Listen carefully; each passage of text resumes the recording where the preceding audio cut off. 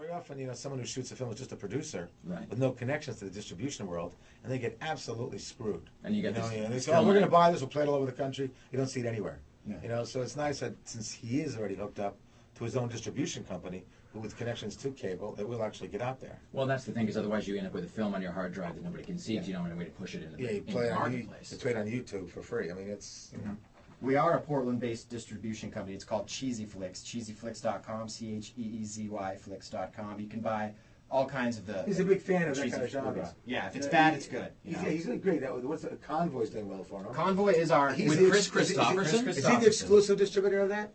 You know what? He might be. That's where basically Convoy has He is, I think financed he this. is. Well, no. We have to separate it. What do you mean Convoy with Chris Christopherson? I love Convoy with Chris Well, Christopherson. if you want to buy it, you got to go to CheezyFlix.com and Okay. fork over the dough. Here's the thing about that movie. Convoy with Chris Christopherson is great because it also features a female lead who looks exactly like C. Thomas Howell circus Soul Man. Ali McGraw, correct? Yeah, Yeah. I've seen the DVD cover many times. I don't think it's Ali McGraw that is the woman I'm thinking of, though, Okay. because I haven't seen that for probably 15 or 20 years. Yeah. That can't be Ali McGraw. You're lying. There's no way. Don't I'm you telling sully you, Ali McGraw like she's that. female lead in that flick. It is Ali McGraw? I'm pretty sure. Oh, wow. Who's got a BlackBerry? Well, look It's at Ali McGraw. It's Ali It's McGraw. Ali McGraw. Seriously, it looks like she ought to be sitting next to Rutger Hauer in The Hitcher. It's freakish. I worked with him. You know who directed Convoy?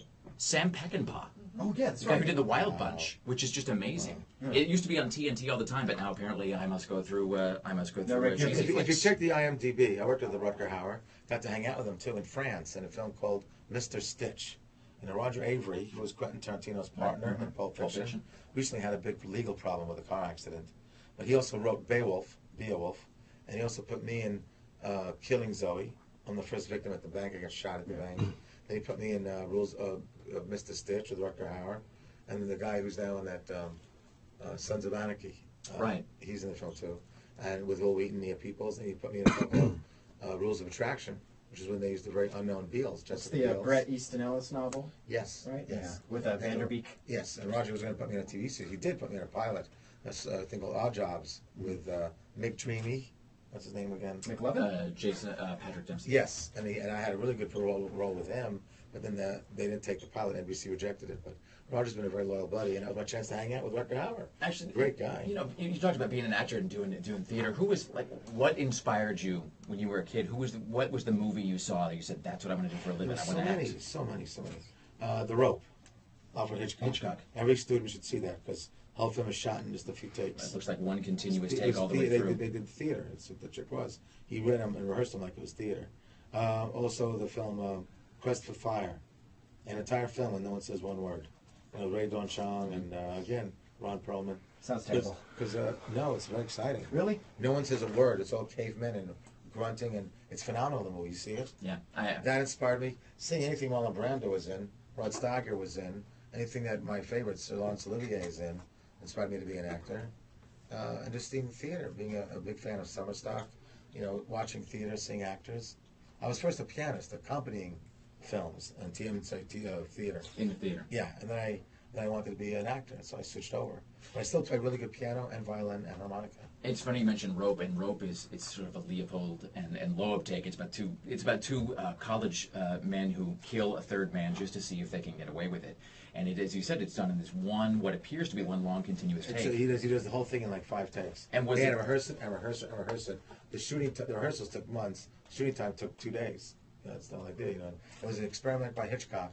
And I'm telling you, if anyone is a student of film, doesn't see Rope, they should give back their bachelor's degree. It's got Jimmy Stewart in it too. I believe so. Yeah. So he was always a Hitchcock regular. When you saw that, now, were you already doing theater at that point? You made the move to film. I was just kind of getting into theater, but and of course you always want to go into film. You can't make a living on just theater.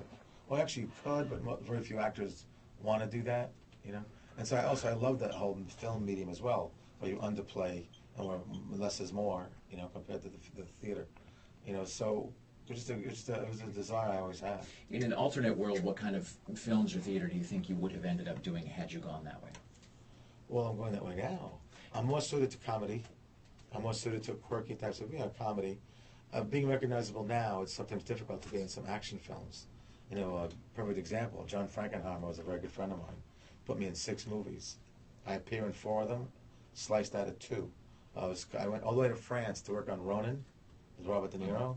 but it was an action film. And Mancuso said that, seeing Ron Jeremy and being in record, the audience started applauding when I hit the screen. He said, this slows down the chase scene, I want him out of there. So they cut me out, but I'm on the credits because John was a loyal friend. They misspelled my last name. My last name is Hyatt, Ron Jeremy Hyatt. And Hiatt is in the credits at Ronin as Fishmonger. And I'm actually only down 10 from the top. So you see my name up there as a cast. Second one was called Reindeer Games with Ben Affleck. Right. Now there they spell my name properly. It's Ron, Hyatt, as Prisoner.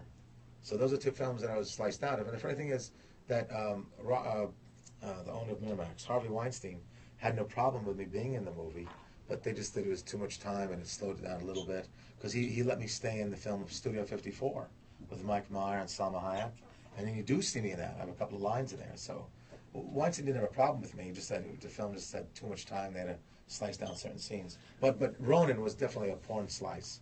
I was sliced because of porn. What was the tipping point for you in terms of that kind of recognition? You say people applaud when you see the screen. What was the moment? Was it the 80s or the 90s? When did that start happening? It's so hard to say. Because I was in films that really became cult. That like in colleges right now, Detroit Rock City, Orgasmo. Especially Boondock Saints. Ow! I'm one of the leads in that. Yeah, you're great now. And the biggest one being Boondock Saints, which is ridiculous. That's seen so much all over the world. It's a huge film. When I was in college, every room had a Boondock Saints poster. And it's every college kid's favorite film. There's a story in my autobiography where Richard Dreyfuss said he hadn't heard of it.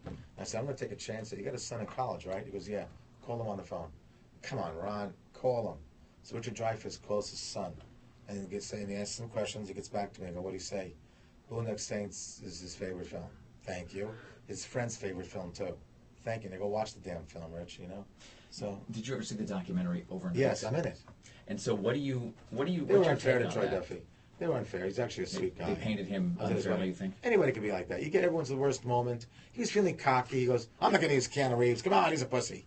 And he's saying these things. And he gets someone who's feeling all egotistical. Here's a kid, gets a bar given to him by Miramax as a present. Listen, I like your script. I'm going to pay you money, make my movie, and here's a bar, which he used to hang out at. And now Miramax is telling him he can keep it. You like the bar? It's yours. What? Here's a kid out of Boston who doesn't know very much. He's a great writer. He also had a band called the Boondock Saints Band. I got Atlantic Records picked him up. He was like floating on a cloud. He's got Atlantic Records out of nowhere. He's got a huge feature film where Stallone was supposed to be in it. Then they went from him to Patrick, who just passed away? Patrick Swayze, Mark Wahlberg, Keanu Reeves. All these people wanted the lead. He gave it eventually to Willem Dafoe. But here's a kid with a possible Stallone film. He's working on a cloud, so he got a little cocky. He's not. He's a very nice guy. He's very sweet, considerate to his actors. Great director, very creative. Have you had any contact with him since that whole thing kind of? All the time. I talk to him all the time. What is he tried to put me in Boondock too. Like I had a part. I was going to come back from the dead in a dream scene at Wrigley Field, but he couldn't get the theater. He couldn't get the field. They had last minute problems, and he felt terrible. He couldn't put me in it. But he's going to put me in the next thing he does. Do you think that the kind of mainstream recognition you have is sort of a lightning in the bottle thing, or is that going to be possible in the future? Is porn mainstream kind of to stay forever? think me and Jenna Jameson caught the best part of it. It's getting so internet now, and the internet's actually putting porn out of business. So basically, it's a very strange situation what's happening right now. The internet, which originally was proliferating the world of porn, is now killing it. Same thing with rock and roll. Look at the bands. It got so bad now that on Sunset Boulevard, they closed down Tower Records, Tower Video, Virgin Megastar, Warehouse, because, kids can now download music and porn for free. You can masturbate from now till next Christmas, not pay one dime.